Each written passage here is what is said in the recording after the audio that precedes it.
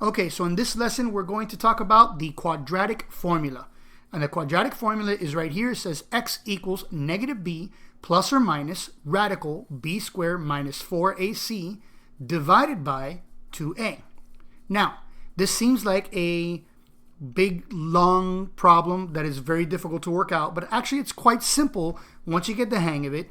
All you're doing is solving quadratic equations by taking the a, b, and c values and plugging them into this formula. And then once you do that, it's really just a matter of following order of operations. Now, why do we need to learn the quadratic formula? Because we've already learned many different ways to solve quadratic equations. We've learned about factoring. We've learned about using square roots. We've learned about completing the square. But not all quadratic equations can be solved using those methods. But all quadratic equations can be solved using the quadratic formula. Okay? So before we get to using the quadratic formula to solve these equations, let's talk about the discriminant. The discriminant is this part of the quadratic formula right here. The part that you see here inside the radical, b squared minus 4ac. That is known as the discriminant. And what the discriminant does for you is it tells you how many solutions you're going to have in your quadratic formula. So let's take a look here.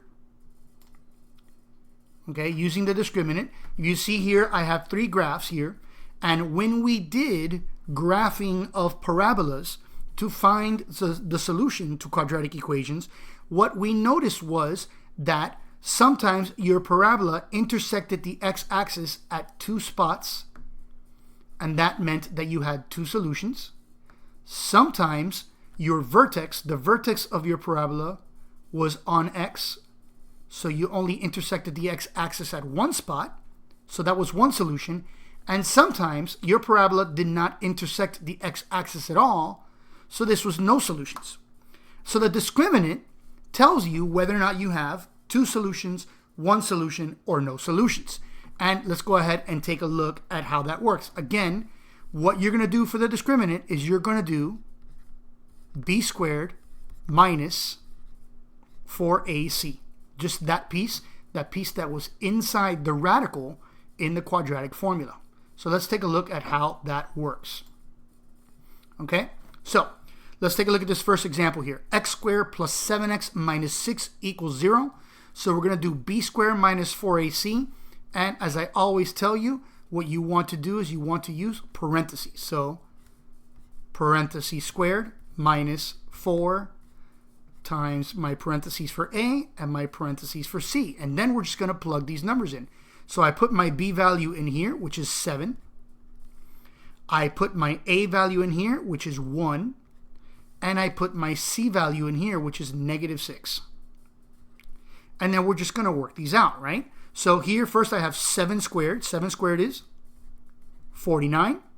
Then here I have negative 4 times 1 times negative 6. Well, negative 4 times 1 is negative 4. And negative 4 times negative 6 is positive 24. Okay? And 49 plus 24 is 73. Now, if you remember, right, when we go back to the quadratic formula, all of this is inside of a radical. And what do we know about a radical? Radical means square root, correct? So if I had here the square root of 73, what could you tell me about the square root of 73? You could tell me that there are two square roots for 73. Even though this is an irrational number, you could have the positive or the negative square root of 73. Okay? So for that reason, what we learn here, when we get this 49 plus 24, and we end up with a positive number here, what this tells me is that this quadratic equation is going to look like this graph right here, where there are two solutions. Okay? So, when you get a positive number, you have two solutions. And the way we write that is this, is if b squared minus 4ac is a value greater than 0, meaning a positive number, you have two solutions. Okay, let's take a look at the next one. Again, we're going to do b squared minus 4ac. So we're going to set up our parentheses. So it'll b squared minus 4 times a times c. Let's plug these numbers in. My b value is 12. My a value is 9. And my c value is 4. So what is 12 squared? 12 squared is 144. And negative 4 times 9 is negative 36. And negative 36 times 4 is negative 144. So what is 144 minus 144? That's 0. Now again, think about the concept of square roots. How many square roots does 0 have? There's no such thing really as positive 0, negative 0, because positive means greater than 0, negative means less than 0. So 0 has exactly one square root itself. So what this tells us is that when b squared minus 4ac equals 0, that we have one solution. And some of you are very smart. You already know where this is going. So let's go ahead and take a look at this third example here. So we have here again b squared minus 4ac. So I'm going to use my parentheses here. And then plug in my values. So my b value is negative 3. My a value is 1. And my c value is 11. So negative 3 squared is 9. And negative 4 times 1 is negative 4 times 11 is negative 44. And 9 minus 44 is negative 37. So we've talked about this before. Is it possible to find the square root of a negative number? No, it's not. Because think about what happens when you square a number. Whenever you multiply a number by itself, the answer is always positive, because positive times positive is positive, and negative times negative is also positive. Therefore, it is impossible to find the square root of a negative number. This is what's called an unreal number. Therefore, when you do the discriminant and you get a negative number, that tells you that there's no solution. So, when b squared minus 4ac is less than 0, that means you have no solution. All right, let's try a few. Go ahead and pause. Try these on your own, and then unpause and see if you got them right. Okay, so x squared plus 4x plus 1 equals 0. So I'm going to do my b squared minus 4ac. So I have here b squared minus 4 times a times c. Plug in my values. My b value is 4. My a value is 1, and my c value is 1. So I have here 4 squared is 16, and negative 4 times 1 times 1 is negative 4. 16 minus 4 is 12.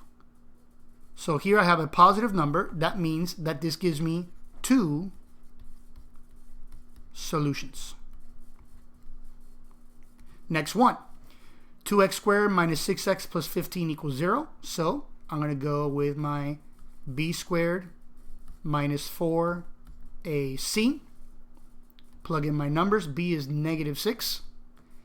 A is 2. And c is 15. And I have your negative 6 squared is 36. And negative 4 times 2 is negative 8. Times 15 is negative 120. And 36 minus 120 is negative 84. And again, it's impossible to find the square root of a negative number. So when our discriminant is a negative number, this tells us that we have no solution. All right, last example here. X squared plus 6x plus 9 equals 0. So b squared minus 4ac. And b is 6. B is 6, a is 1, and c is 9. So we have here 6 squared is 36. Negative 4 times 1 is negative 4. Times 9 is negative 36. And 36 minus 36 is 0. And again, we know that 0 only has one square root itself. Therefore, we know that this is one solution. All right, so let's talk about solving equations using the quadratic formula, which is x equals negative b plus or minus radical b squared minus 4ac divided by 2a. And the magic with the quadratic formula is it can be used to solve all types of quadratic equations. Now, some quadratic equations can be solved by factoring, some quadratic equations can be solved by completing the square, but not all quadratic equations can be solved that way. But you can solve all quadratic equations using the quadratic formula. Now, where it seems like it might be very complicated, it actually isn't, because all you're really doing is plugging in your a, b, and c values and then following the order of operations to get your solutions. So let's go ahead and take a look.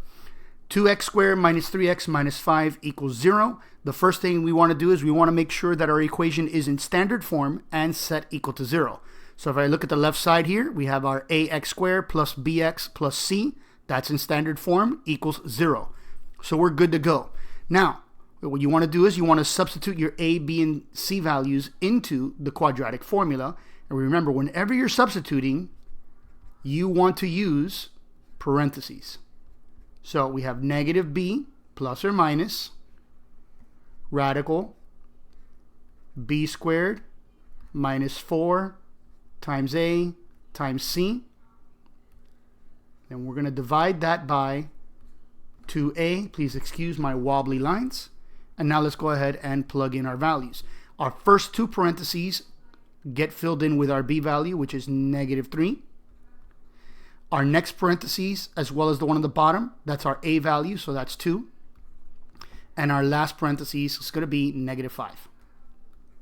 And now we're just going to work this out. Negative 3, that's positive 3, plus or minus radical. And negative 3 squared is 9.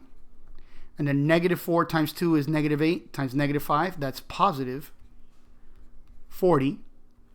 And that's going to go over 2 times 2, which is 4. Then we can go ahead and combine 9 and 40. 9 plus 40 is 49.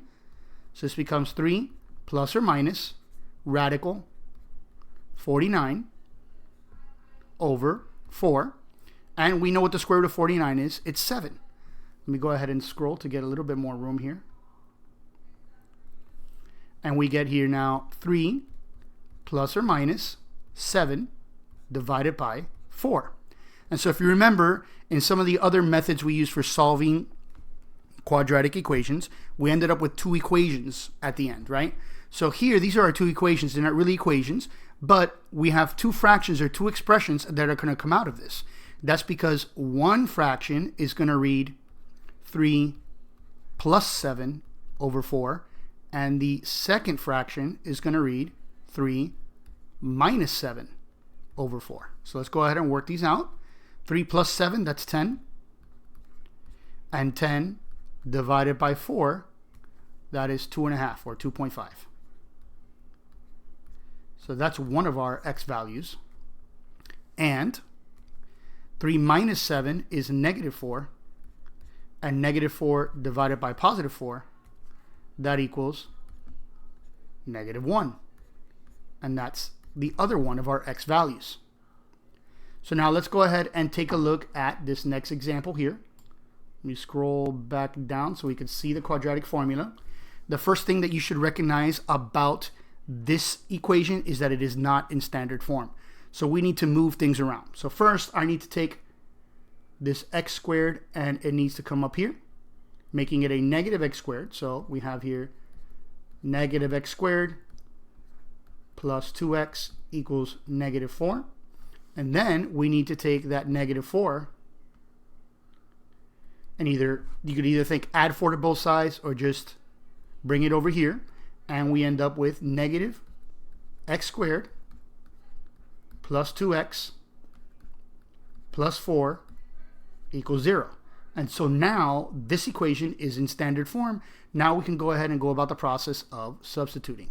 So I'm going to say x equals negative b plus or minus radical b squared minus 4 times a times c,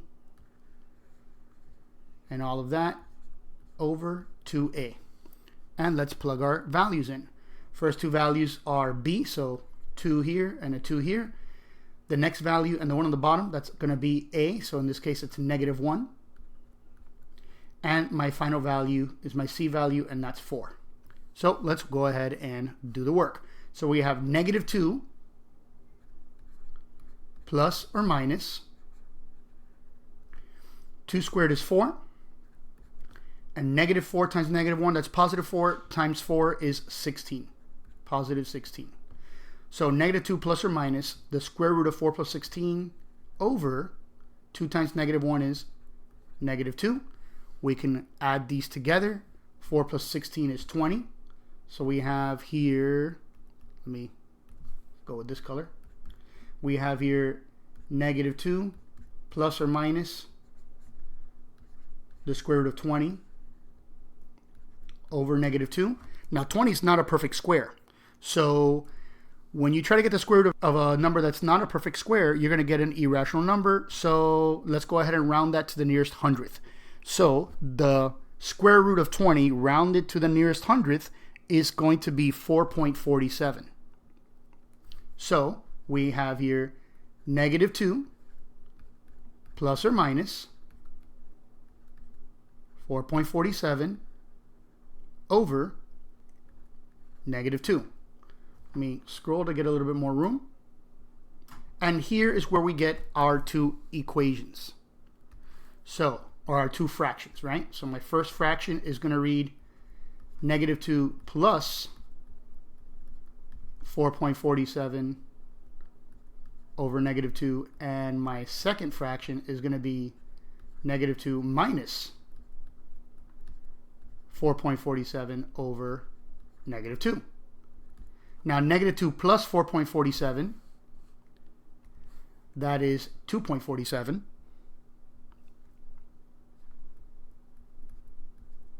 over -2, and 2.47 divided by -2 is -1.235, but we're going to go ahead and round that to the nearest hundredth, so we're going to call that -1.24.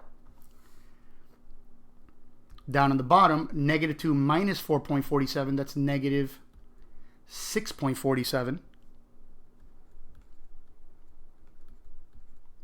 divided by -2 is going to be 3.235, which again, we're going to round that to the nearest hundredth. So we're going to say it is approximately, and this time negative divided by negative is positive, so positive 3.24. All right. So here we have two examples for you to try. Go ahead and pause it and come back and see if you get it correct. All right. So we have x squared minus 6x minus 7 equals 0. This equation is in standard form and it's set equal to 0. So we're going to use our quadratic formula. Let me go ahead and write it here so we don't have to keep scrolling. So x equals -b plus or minus radical b squared minus 4ac divided by 2a. And now I'm going to set this up with parentheses